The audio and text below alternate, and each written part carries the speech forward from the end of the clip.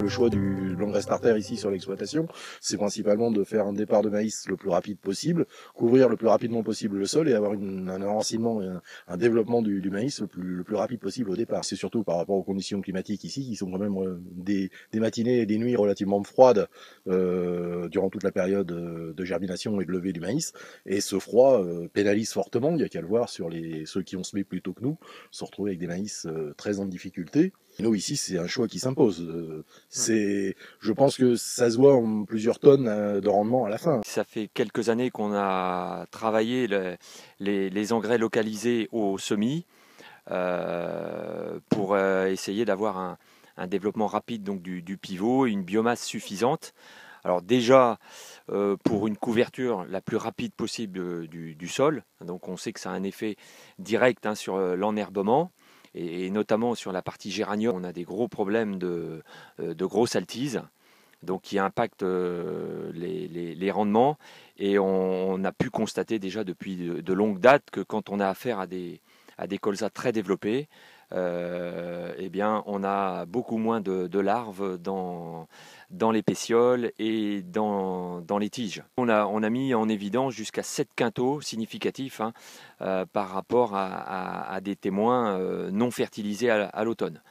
Donc grosse incidence de biomasse avec une floraison plus rapide et surtout un redémarrage plus rapide au printemps. Mes sols sont majoritairement argilo-calcaires avec des pH 8,2, 8,3.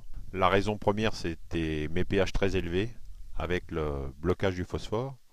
Donc je voulais apporter du phosphore le plus près possible de la végétation et de la plantule. Cette année, j'ai 80 hectares d'orge de printemps, ils sont à 100% fertilisation localisée, c'est-à-dire que j'ai même plus de témoins sans fertilisation pour comparer.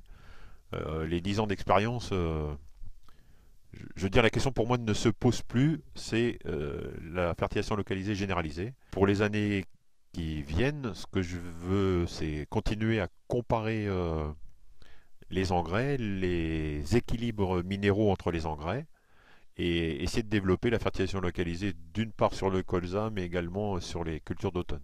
Donc voilà, nous sommes toujours en recherche de produits qui peuvent nous permettre de sortir du marché des commodités et surtout qui apportent un plus techniquement auprès des agriculteurs.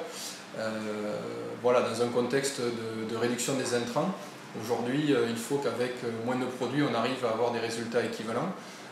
Ça c'est le premier aspect, et d'un point de vue aussi réglementaire, lié aux nouvelles contraintes environnementales, nous avons besoin de produits aussi qui amènent une réponse technique à nos agriculteurs.